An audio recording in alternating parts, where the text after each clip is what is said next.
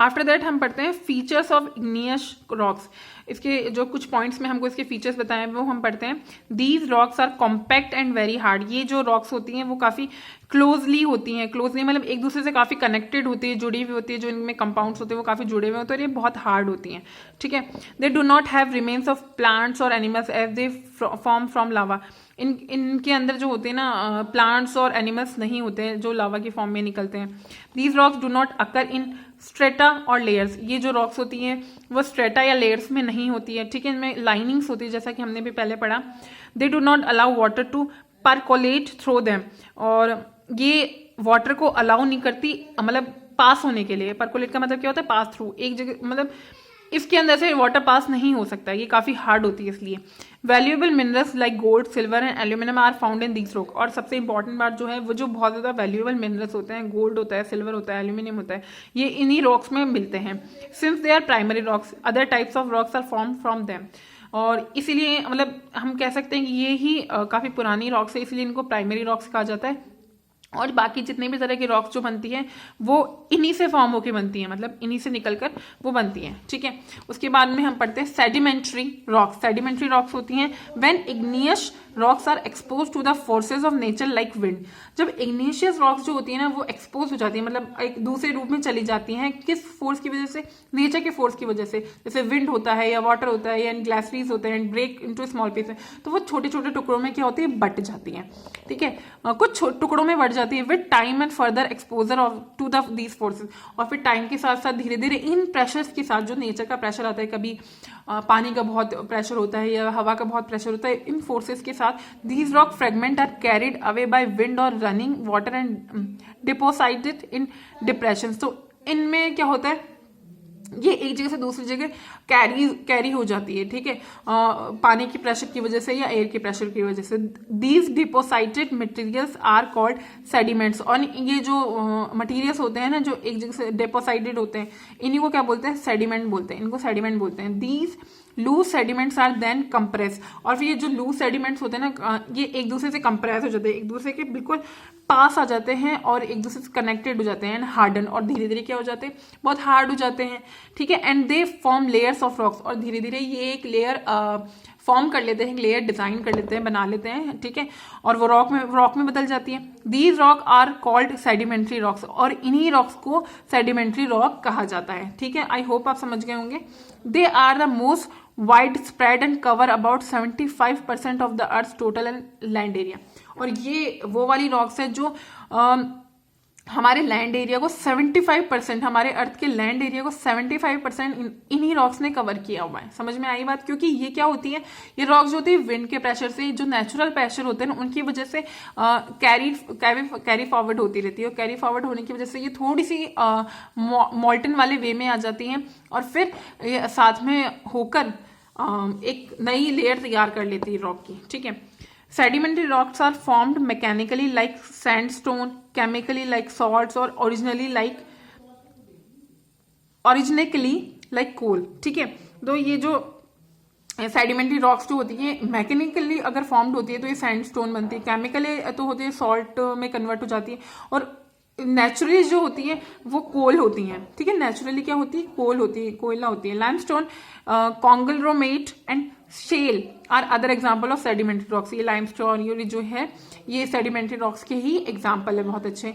Sedimentary rocks are always formed in layers. Sedimentary rocks जो होती हैं वो हमेशा लेयर्स के फॉर्म में होती है और strata and thus they are called stratified rocks. इसलिए इनको ये भी कहा जा सकता है हम कि स्ट्रेटिफाइड रॉक्स भी हम इनको बोल सकते हैं। ठीक है। उसके बाद में आता है features of sedimentary rocks. Sedimentary rocks के हम फीचर यहाँ पे देख लेते हैं। These rocks are not as hard as igneous rocks. ये जो रॉक्स होती हैं, ये सेडिमेंट्री रॉक्स जो होती है वो इतनी हार्ड नहीं होती जितनी इग्नियस जो हमने प्रीवियस रॉक पढ़ी वो उसके कंपैरिजन में थोड़ी सी कम हार्ड होती है, थोड़ी सी सॉफ्टर होती हैं। These rocks are mostly formed under water and carry marks of waves and mud cracks. ये जो रॉक्स होती हैं मोस्टली कहाँ फॉर्म होती है? अंडर वाटर फॉर्म होती है और carry marks of waves and mud cracks, और ये मड क्रैक्स के थ्रू और वेव्स के थ्रू कैरी होती रहती है। Sedimentary rocks have horizontal layers and arranged one after the other. और सेडिमेंट्री रॉक्स जो होती हैं उनके ना हॉरिजेंटल लेयर्स होती हैं। ठीक है। ओके। और एक के बाद एक होती है। These rocks contain fossil which help us to calculate the age of the rocks. और ये सबसे इंपॉर्टेंट बात जो इन रॉक्स की वो ये है कि इनमें ना एक फॉसिल कंटेन होता है, ठीक है, जो हमें ये बताता है कि ये जो रॉक है वो कितनी पुरानी है, कितने टाइम पहले ये रॉक फॉर्म हुई थी, ठीक है। उसके बाद में है मेटामॉर्फिक, लास्ट रॉक जो है हमारी ये है। These rocks are originally igneous और sedimentary rocks which have been changed due to excessive heat and pressure inside the earth। अब जो ये मेटामॉर्फिक रॉक्स जो है वो हमारे प्रीवियस दो रॉक्स के का ही आगे वाला फॉर्म है, ठीक है। जो हमारे प्रीवियस हमने जो पढ़ी इग्नियस और सेडिमेंट्री रॉक्स, वो ही चेंज होकर क्या बन गई है, मेटामॉर्फिक रॉक बन गई। और किसकी वजह से चेंज हुई है, वो हमारे जो अर्थ के नीचे बहुत ज़्यादा हीट होती है और प्रेशर होता है, उसकी वजह से वो उनके फॉर्मेशन में क्या है, चेंज हो जाता है और उनका एक नया नाम दे दिया जाता है जिसका नाम होता है मेटामॉर्फिक रॉक्स, ठीक है। The original properties of these rocks, जो इन रॉक्स की जो ओरिजिनल प्रॉपर्टीज होती है, जो ओरिजिनल इनके गुण जो होते हैं वो होते हैं such as colour, texture, hardness and minerals composition get change due to excessive heat and pressure. जो इनमें है ना क्या होते हैं, इनके कलर, टेक्सचर जो और हार्डनेस जो होती है ना, और या फिर मिनरल कॉम्पोजिशन जो होता है वो चेंज हो जाता है। और किसकी वजह से, एक्सेसिव बहुत ज़्यादा हीट जो होती है वो इनमें और बहुत ज़्यादा प्रेशर जो होता है वो यहाँ पे होता है।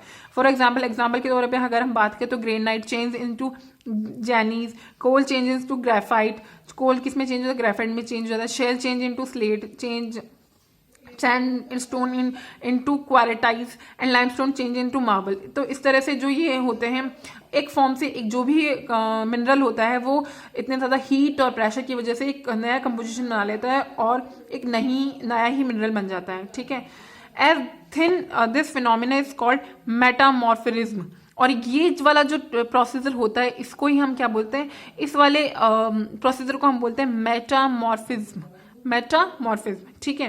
तो आगे हम पढ़ते हैं। The rocks are named metamorphic rocks, इसीलिए इनका नाम क्या होता है, मेटामॉर्फिक रॉक्स होता है। The process of metamorphosis takes 100 of years। और ये जो प्रोसीजर होता है ना, ये मेटामॉर्फिज्म जो हमने पढ़ा, ये वाला प्रोसीजर लेता है कम से कम 100 साल, ठीक है। 100 सालों में ये जो प्रोसीजर होता है वो होता है। फीचर्स ऑफ मेटामॉर्फिक रॉक्स, अब रॉक्स के जो फीचर्स हैं मेटामॉर्फिक के हम उसको पढ़ते हैं। These rocks are very hard, ये काफ़ी हार्ड होती हैं। Although their chemical composition change, these rocks remain in their original position. और हाँ, हालांकि हम बोल सकते हैं कि इनके अंदर जो अर्थ में जो बहुत ज़्यादा हीट होती है और बहुत ज़्यादा प्रेशर होता है, इसकी वजह से जो इसमें केमिकल कंपोजिशन होता है वो इसकी ओरिजिनल जो फॉर्म होती है उससे उसको चेंज कर देता है, ठीक है। These rock do not have empty space in them. और इन रॉक्स के अंदर कोई भी खाली जगह नहीं होती, एक दूसरे से काफ़ी ज़्यादा ये सटी हुई होती हैं। उसके बाद में हम पढ़ते हैं यूज़ ऑफ रॉक्स। रॉक्स का यूज़ क्या होता है। In old days rocks were use to make tools and weapons. जो पुराने टाइम था उसमें ना रॉक्स को मतलब किसकी यूज़ किया जाता है, टूल्स के तौर पे, और वेपन्स मतलब उससे बहुत सारे टूल्स बनाए जाते थे। वेपन्स से जो अस्त्र शस्त्र जो हथियार होते हैं वो बनाए जाते थे। Nowadays rocks are use in construction of roads, houses and buildings. और आजकल आपको पता है कि जो रॉक्स है ना उससे क्या होता है, रोड्स बनाई जाती है। ये जो मतलब छोटे छोटे पत्थर आते हैं ये सब कुछ घर बनाया जाता है, बिल्डिंग्स बनाई जाती है, ठीक है, उनमें यूज़ आते हैं। उनको क्रश कर लिया जाता है, फिर उनको यूज़ किया जाता है कोई भी मतलब बिल्डिंग या घर बनाने के लिए। Soil is formed from the weathering of rocks. जो सॉइल होता है वो भी फॉर्म हो जाता है रॉक्स के लिए, ठीक है। Potash and phosphates found in sedimentary rocks are the sources of chemical used in making fertilisers. और पोटैश और ये जो फॉस्फेट्स है ना, ये भी हमको सेडिमेंट्री रॉक्स में मिलते हैं। और इनका यूज़ क्या होता है, केमिकल यूज़ होता है हमारे जो ज़मीन होती है, जो भी हमारे क्रॉप्स करते हैं उसको फर्टिलाइज करने के लिए, ठीक है।